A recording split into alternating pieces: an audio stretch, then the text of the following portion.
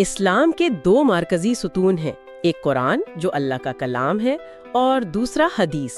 لیکن ایک سوال ہے جو اکثر ذہنوں میں آتا ہے، اور یہ بہت ہی بنیادی سوال ہے۔ اگر قرآن خود کو سورۃ النحل میں مکمل اور ہر چیز کی وضاحت کرنے والا کہتا ہے، تو پھر ایک دوسرا ماخذ یعنی حدیث کی ضرورت ہی کیوں پیش آئی؟ یہ سوال اصل میں اس پوری بحث کی بنیاد ہے، اور آج ہم اسی موضوع پر ایک تفصیلی گفتگو کرنے والے ہیں۔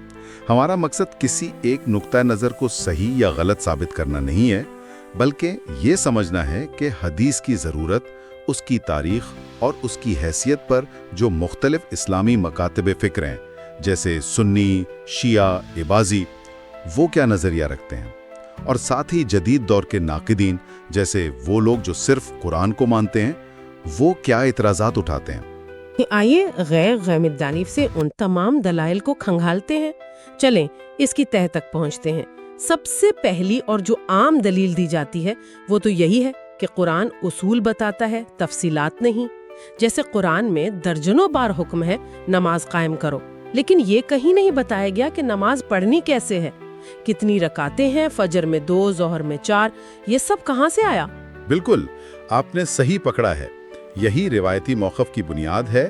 سنی اور شیعہ مکاتب فکر کے نزدیک حدیث عملی اسلام کا ایک طرح سے یوزر مینول ہے۔ قرآن کیا کرنا ہے بتاتا ہے، اور حدیث کیسے کرنا ہے سکھاتی ہے۔ امام شافعی کا ایک مشہور قول ہے جو اس کی بہترین عکاسی کرتا ہے۔ وہ کہتے تھے کہ قرآن متن ہے اور سنت اس کی زندہ تشریح۔ جی بالکل، کہ قرآن کو سنت کی ایسی ہی ضرورت ہے جیسے ایک متن کو اپنی تفسیر کی۔ اور شیعہ نقطہ نظر میں تو یہ ضرورت ایک قدم اور آگے جاتی ہے۔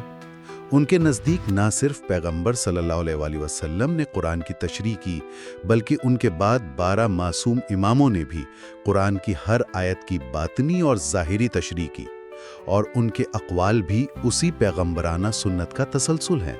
لیکن یہیں پر دوسرا فریق، یعنی جو صرف قرآن کو مانتے ہیں، وہ اپنا سب سے مضبوط نقطہ پیش کرتے ہیں۔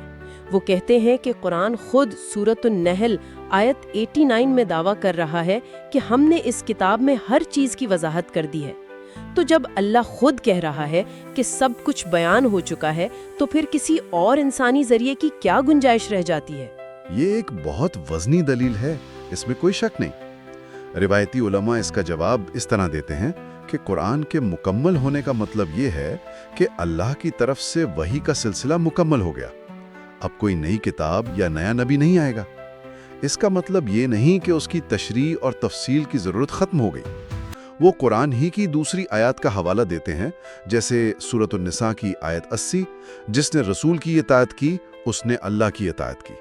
وہ کہتے ہیں کہ یہ آیت واضح کرتی ہے کہ رسول صلی اللہ علیہ وسلم کی زندگی، ان کے فیصلے، ان کا اسوہ حسنہ، یہ سب دین کا لازمی حصہ ہے۔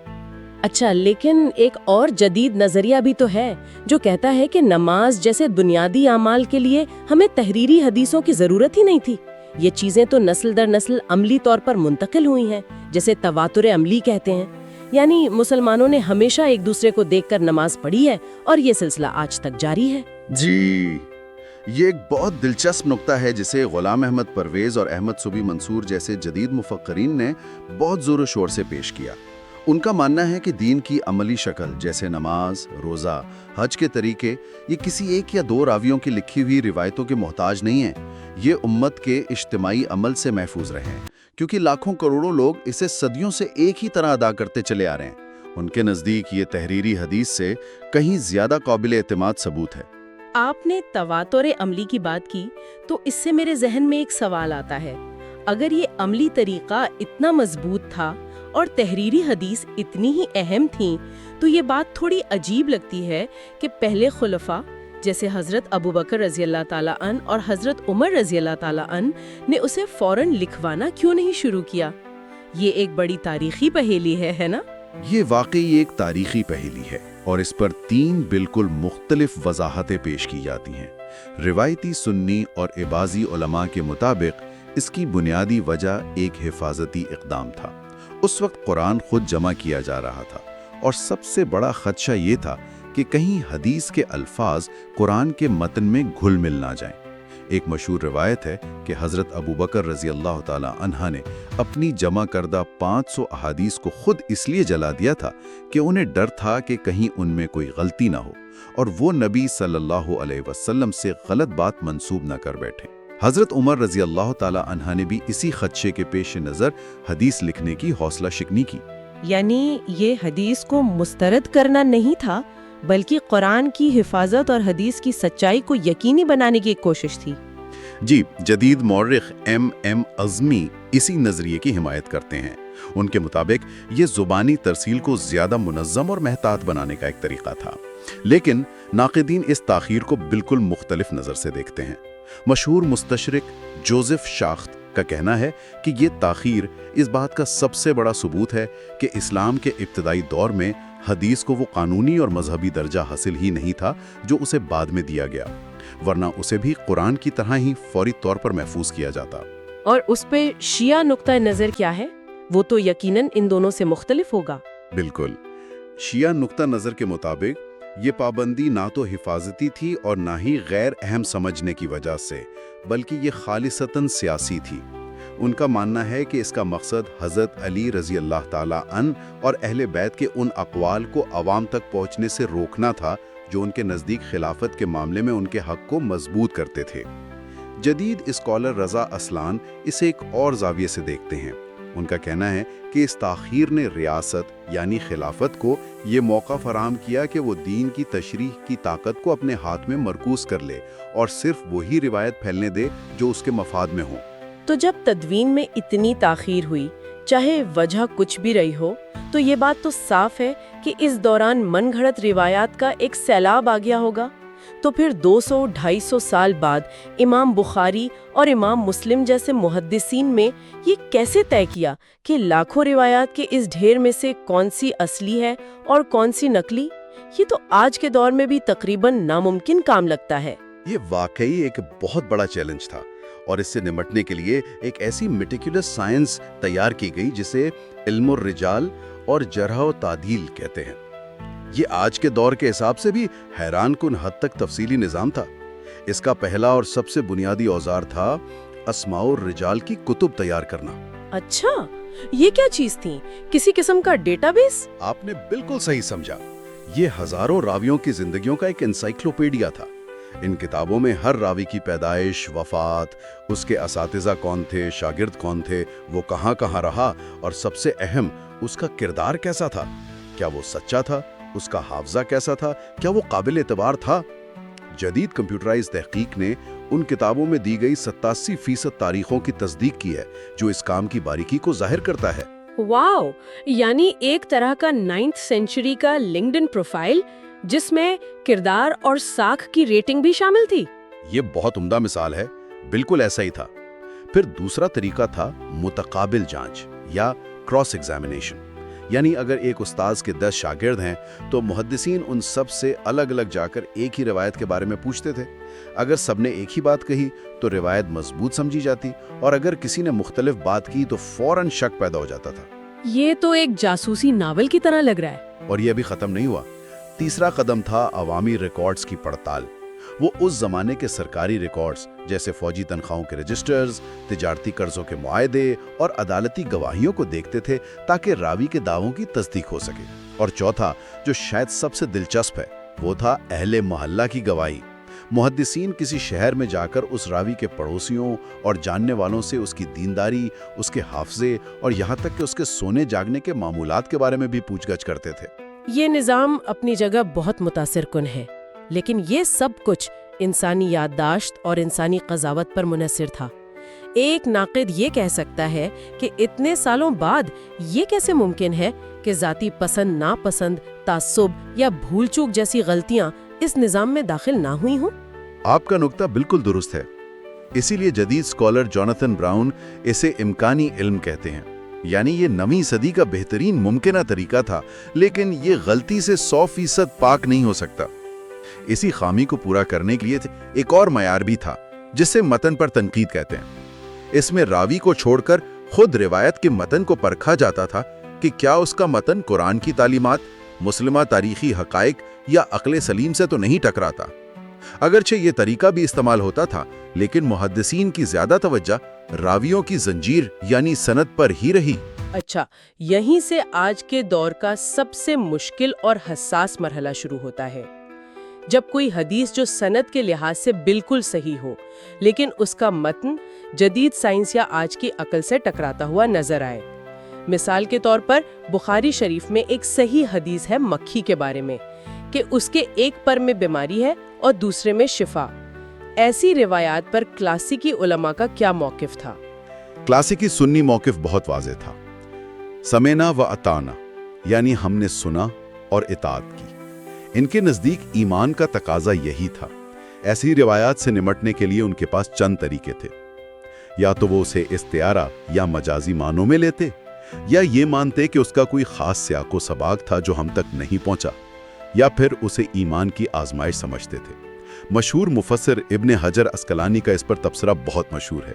वो कहते हैं, हम लेबोरेटरी के नताइज से पहले नबी सल्लल्लाहु अलैहि वसल्लम के अल्फाज पर भरोसा करते हैं। आज के दौर में ये मौकिफ शायद बहुत से लोगों के लिए काबिल कबूल ना हो, तो जदीद उलमा इस चैलेंज से कैसे निमटते हैं? यहाँ तो यकीनन बहुत मुख्तलिफ आरा होंगी। जी, यहाँ कम से कम 4 बड़े नजरियात हैं। पहला सल्फी नुक्ता नज़र है, जो आज भी क्लासिकी मौक़िफ़ पर कायम है और हदीस के लफ्ज़ी माने पर इसरार करता है। दूसरा वस्ती नज़रिया है, जिसकी नुमाइंदगी शेख करज़ावी जैसे उलमा करते हैं। वो हदीस को मुस्तनिद मानते हैं, लेकिन कहते हैं कि इसके इतलाक़ को 7वीं सदी के अरब के माहौल और हालात तक महदूद समझा जा सकता है। यानी वो एक तारीख़ी हकीकत थी, ज़रूरी नहीं कि एक आफाकी साइंसी उसूल हो। और तीसरा नज़रिया क्या है? तीसरा जिद्दत पसंद या मॉडर्निस्ट नजरिया है, जैसा कि पाकिस्तान में जावेद गामदी पेश करते हैं। उनके मुताबिक नबी सल्लल्लाहु अलैहि वसल्लम के सिर्फ वही अक़वाल दीन का हिस्सा हैं जो आफाकी, अखलाकी और कानूनी अहकामात से मुताल्लिक हों। जहाँ तक साइंसी या दुनियावी मामलात का ताल्लुक है, वो नबी सल्लल्लाहु अलैहि वसल्लम की इंसानी राय थी जो उस दौर के इल्म पर मबनी थी, और उसे मनोअन कबूल करना लाजमी नहीं। और शिया उलमा का इस पर क्या मौकिफ है? वो भी दिलचस्प होगा। वो बहुत दिलचस्प है। ईरान के सुप्रीम लीडर का एक फतवा है जो इसकी बेहतरीन अक्कासी करता है। वो कहते हैं कि हदीस को लफ्ज़न कबूल करें जब तक कि वो किसी यकीनी और साबित शुदा साइंसी हकीकत से ना टकराए। अगर कोई वाज़े टकराव हो तो फिर हदीस को रद्द करने के बजाय उसकी नई तशरीह की जानी चाहिए जो साइंस से हाँ मांगो। तो इस सब का नतीजा क्या निकलता है? अगर कोई शख्स ऐसी किसी सही हदीस को साइंसी बेचैनी की वजह से रद्द कर दे, तो क्या वो दायरा इस्लाम से खारिज हो जाता है? ये एक बहुत अहम सवाल है, और यहाँ एक बारीक फ़र्क समझना ज़रूरी है। हदीस की 2 किस्में हैं। एक मुतवातिर हदीस, जिसे हर दौर में इतने ज़्यादा लोगों ने रिवायत किया हो कि अक्ली तौर पर उसका झूठ होना नामुमकिन हो, जैसे नमाज की रकतें या कुरान का मतन। ऐसी हदीस का इनकार तमाम मकातिब फ़िक्र के नज़दीक बिल इत्तिफ़ाक़ कुफ़र है, क्योंकि ये दीन की बुनियाद पर हमला है। अच्छा, तो खुलासा ये है कि हदीस की 2 किस्में हैं। एक वो जिसका इनकार आपको दायरा इस्लाम से ही खारिज कर देता है, और दूसरी वो जिस पर इख्तिलाफ की गुंजाइश मौजूद है, भले ही उसे गुनाह समझा जाए। बिल्कुल। दूसरी किस्म है आहाद हदीस, जिसे किसी दौर में एक या चंद रावियों ने रिवायत किया हो। मक्खी वाली हदीस इसी किस्म में आती है। जामिया अल अज़हर के फतवे के मुताबिक ऐसी हदीस को साइंसी बुनियादों पर रद्द करना फिस्क यानी बड़ा गुनाह तो हो सकता है, लेकिन ये कुफ्र नहीं है, यानी इंसान इस्लाम से खारिज नहीं होता। बल्कि इबाजी मकतब फ़िक्र तो इससे भी आगे जाता है। वो कहते हैं कि अगर कोई आहाद हदीस कुरान की किसी मजबूत दलील से टकराए तो उसे रद्द करने की इजाज़त है। इन तमाम मबाहिस को देखते हुए एक बड़ा सवाल ये बनता है कि क्या हदीस के इन मजमूनों ने, जैसे बुखारी और मुस्लिम, बिलाखिर इस्लाम की खिदमत की है या उसे किसी तरह से नुकसान पहुंचाया है? इस पर भी दोनों तरफ बहुत मजबूत दलाइल हैं। फ़ायदे का नज़रिया जो रिवायती सुन्नी और शिया उलमा का है, ये है कि हदीस ने इस्लाम को महज एक फ़लसफ़ियाना किताब बनने से बचाया और उसे एक जिंदा अमली दीन की शक्ल दी। हदीस के बगैर नमाज, रोज़ा, ज़कात और हज जैसे अरकान की अदायगी का तरीका ही ख़त्म हो जाता और इस्लाम की रूह ही बाकी ना रहती। और नुकसान का नज़रिया? ये जाहिर है नाक़िदीन की तरफ से आता होगा। जी, नाक़िदीन कई पहलुओं से तनकीद करते हैं। جو صرف قرآن کو مانتے ہیں ان کا کہنا ہے کہ حدیث نے ہی اسلام میں فرقہ واریت، صنفی امتیاز پر مبنی بعض قوانین اور سائنسی تضادات کو جنم دیا، جس سے اسلام کی اصل روشن تصویر مسخ ہو گئی۔ فضل الرحمان جیسے مفکرین کا کہنا تھا کہ حدیث پرستی نے اسلام کی جو ایک متحرک روح تھی اسے ایک منجمد اور جامد نظام بنا دیا ہے، جبکہ ایرانی ماہر عمرانیات علی رضائی کے مطابق حدیث کے بہت بڑے ذخیرے نے اجتہاد یعنی وقت کے ساتھ دین کو سمجھنے کی جو آزادانہ صلاحیت ہے اسے تقریباً مفلوج کر دیا ہے، کیونکہ ہر نئے مسئلے کا جواب ماضی کی کسی نہ کسی روایت میں تلاش کرنے کی کوشش کی جاتی ہے۔ تو کیا اس تنقید کے نتیجے میں حدیث کی ان کلاسیکی کتابوں کو اثر نو مرتب کرنے یا فلٹر کرنے کی کوئی جدید تحریک بھی موجود ہے؟ جی، یہ اس وقت مسلم دنیا میں بہت زندہ اور اہم بحث ہے۔ سلفی علماء کا موقف واضح ہے کہ نہیں، صحیحین یعنی بخاری و مسلم قرآن کے بعد سب سے مستند کتابیں ہیں اور ان میں کسی تبدیلی کی کوئی گنجائش نہیں، لیکن دوسری طرف اصلاح پسند موجود ہیں۔ مثال کے طور پہ ترکی کی وزارت مذہبی امور دیانت ایک بہت بڑے پروجیکٹ پر کام کر رہی ہے، جس میں احادیث کے پورے ذخیرے کا از سر نو جائزہ لے کر ہر حدیث کو عبادتی، اخلاقی یا صرف تاریخی درجوں میں تقسیم کیا جا رہا ہے، تاکہ لوگ سمجھ سکیں کہ کون سی حدیث لازمی ہے اور کون سی صرف اپنے وقت کے حالات کی عکاس تھی۔ اور شیعہ دنیا میں اس حوالے سے کیا ہو رہا ہے؟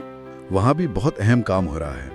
قم ایران میں علماء نے ایک 45 جلدوں پر مشتمل نیا مجموعہ تیار کیا ہے، جس میں ہر روایت کو جدید موضوعات اور اطلاق کے لیے نئے ٹیگز دیے گئے ہیں، تاکہ آج کے دور کے معاشی، سماجی یا سائنسی مسائل کے لیے ان سے براہ راست رہنمائی لی جا سکے، جبکہ عباضی مکتب فکر کے نزدیک ایسی کسی بڑی تبدیلی کی ضرورت نہیں، کیونکہ ان کا ذخیرہ پہلے ہی بہت مختصر اور چھانٹا ہوا ہے۔